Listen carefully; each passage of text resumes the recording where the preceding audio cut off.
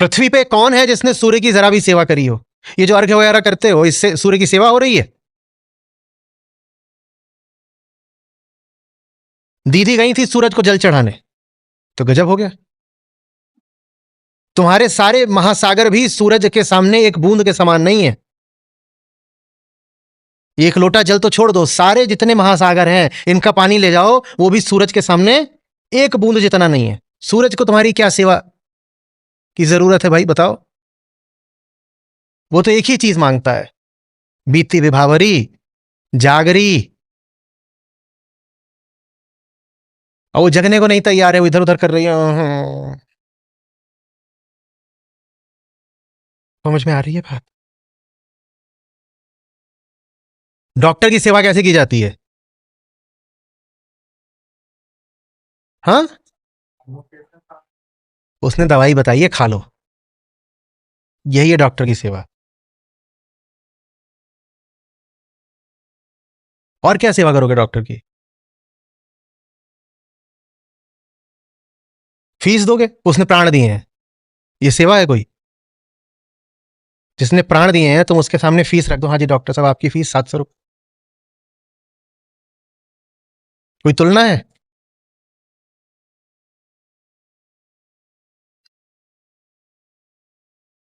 Doctor की सेवा करी जाती है। डॉक्टर ने अगर कहा है अपनी सेवा करना तो अपनी सेवा कर लो, यही है। डॉक्टर ने अगर कहा है कि जाओ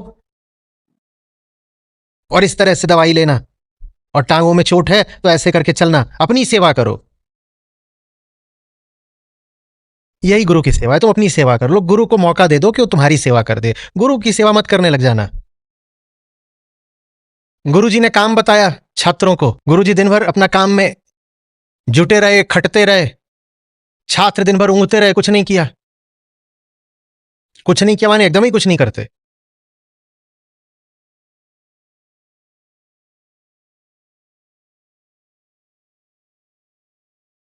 रात हुई, गुरुजी ने दिन भर काम करा हुआ, तो थके हुए थे तो जाके सो गए। तो थोड़ी सी नींद खुलती है, क्या देखते हैं कोई एक छात्र है वो पांव दबा रहा है, गुरुजी ने झटक के मारा। बोले ये है सेवा? इसको सेवा बोलते हो? ये मुआवजा है, ये घूस है, ये आत्मप्रवंचना है। जो तुम्हें करना चाहिए था वो तुमने किया नहीं, तो अब तुम रात में ये करने की कोशिश कर रहे हो। ये वहम हटा सकते हैं आप लोग?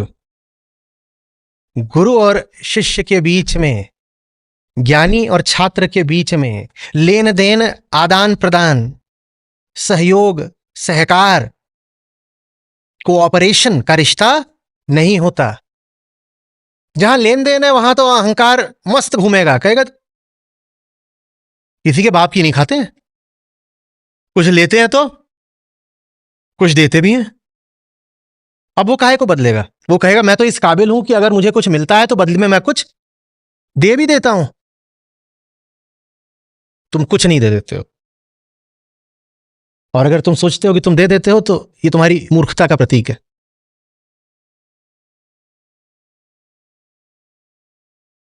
क्योंकि अगर जिसको दे रहे हो उसको तुम्हारे दिए हुए की जरूरत है, तो वो इस लायक ही नहीं कि उसको कुछ दिया जाए। ज्ञानी का मतलब वो जो अब तुम्हारे दिए पर आश्रित नहीं रहा।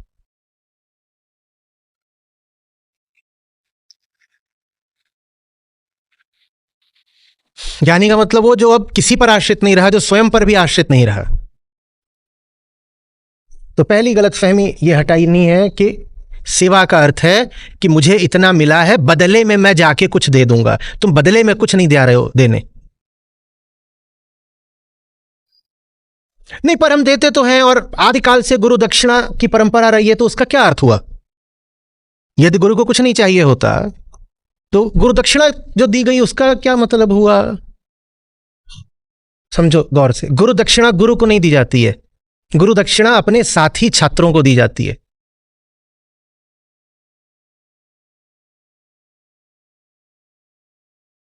गुरु को कुछ नहीं चाहिए होता, जो आप देते हो वो गुरु के खाते में, खर्चे में नहीं जाता। वो एक स्थूल चीज है जिसका उपयोग सदा से होता रहा है, उस स्थूल संसाधन के लिए जिसके द्वारा और छात्रों को भी लाभ हो जाएगा।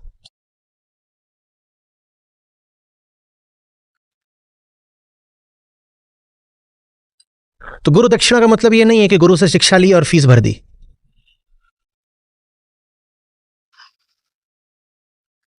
समझ में आ रही बात? वो तो सीधे सीधे फिर कीमत चुकाने वाली बात हो गई ना। हाँ, उसको नैतिकता के नाते फिर हम बोल देंगे गुरु दक्षिणा या सेवा वगैरह, पर कुछ भी बोल दो, भीतर ही भीतर पता होगा किसी का एहसान नहीं लिया है। जो लिया था बदले में, पहली बात साफ मानना पड़ेगा, एकदम जमीनी शब्दों में बोल रहा हूं, हाँ तुमने एहसान लिया है, ऐसा एहसान जो तुम कभी नहीं चुका सकते। यूं ही नहीं, उन्होंने कहा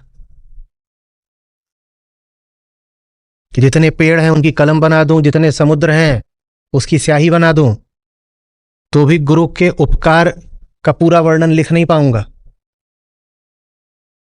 नहीं चुका सकते तुम। सेवा का मतलब कर्ज चुकता करना नहीं होता।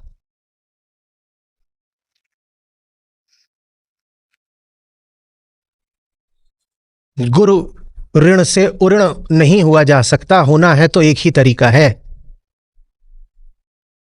तुम बचो ही नहीं। जो नहीं रहा उसके सारे ऋण माफ हो जाते हैं ना। आपने कर्जा वगैरह किसी से ले लिया था और मर मुरा गए, और पीछे कोई न कुल न कुनबा न औलाद छोड़ गए, तो उस कर्जे का क्या हुआ? वो माफ हो गया। तो गुरु ऋण से मुक्त होने का बस यही तरीका होता है, तुम मिट जाओ। सिर्फ तब कर्ज अदायगी हो पाती है, नहीं तो एहसान है, रहता है, सदा रहेगा। जब तक तुम हो तब तक रहेगा वो एहसान, वो उपकार। यदि उतारना है तो मिट जाओ, पूर्ण हो जाओगे।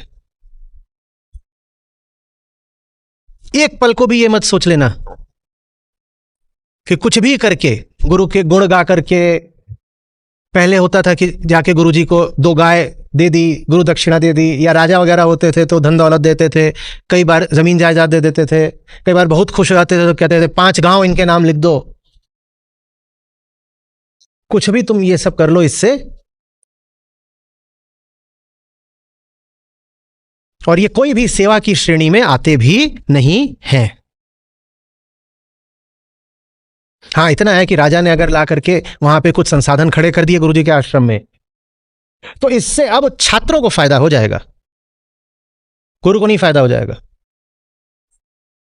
जंगली जानवरों का खतरा रहता था, गुरु ने आकर के, राजा ने आकर के आश्रम में बढ़िया सी बाड़ ऊंची लगवा दी, आश्रम का विस्तार करवा दिया। छात्रों का बहुत सारा समय इसी में जाता था कि कहीं से खाने पीने की व्यवस्था हो। राजा ने आकर के खाने पीने की व्यवस्था करवा दी, तो अब छात्रों को इतना नहीं सोचना पड़ता कि कहां से आज का अन्न अनाज कहां से आएगा, वरना वो लगे रहते थे आधा दिन भिक्षा ही मांगने में, या जंगल गए हुए वहां खोज रहे हैं कि आज के लिए कुछ सब्जी कुछ मिल जाए, फल फूल, तो आज का खाना चले। तो फिर शिक्षण कहां से हो? दिन में 6-8 घंटे जब वो भिक्षा मांग रहे हैं या जंगल में लकड़ी बटोर रहे हैं, तो राजा ने आकर के वहां पर कुछ दे दिया, कुछ चीजें खड़ी कर दी, कुछ, तो अब शिक्षण व्यवस्था बेहतर चलेगी और लोगों तक पहुंच पाएगी बात।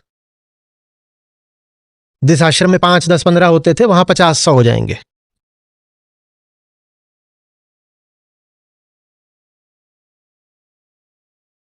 समझ में आ रही बात?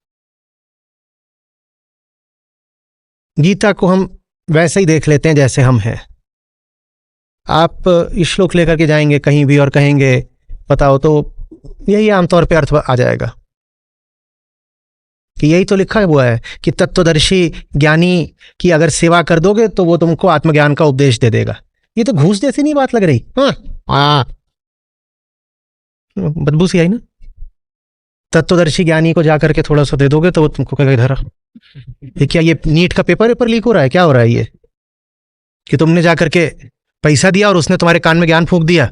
और ऐसे ज्ञान हो जाता है कि तुम किसी को पैसा दे दोगे तुम्हारे कान में ज्ञान फूंक देगा तो जीवन रूपांतरित हो जाएगा, ऐसा हो जाता है क्या? ऐसे नहीं होता। मूर्खता की बात है सोचना। गुरुजी अद्धा लाए हैं, तो गुरुजी ने बोला कामना बताओ, तो उन्होंने कुछ कामना बता दी, अप्सरा चाहिए। गुरुजी बोले तथास्तु। ये क्या चल रहा है, कौन सी तरह का लेन देन है? ऐसे आत्मज्ञान हो जाएगा? हाँ, सेवा का क्या मतलब है? मतलब जानना है तो ये देख लो कि तुम कौन हो। गीता का अर्थ समझ में भी आए उसके लिए थोड़ा आत्मज्ञान तो होना चाहिए। एकदम आत्मज्ञान नहीं है तो गीता को भी नष्ट भ्रष्ट कर दोगे। मेरी बात हो रही ना अहम की। अहम रोगी है, बीमार है, तो सेवा की जरूरत किसको है? अहम को क्या आत्मा को? अहम को। पर फिर यहां कहा है कि ज्ञानी की सेवा करो, तो ज्ञानी की सेवा का एक ही अर्थ है, ज्ञानी को अपनी सेवा करने दो।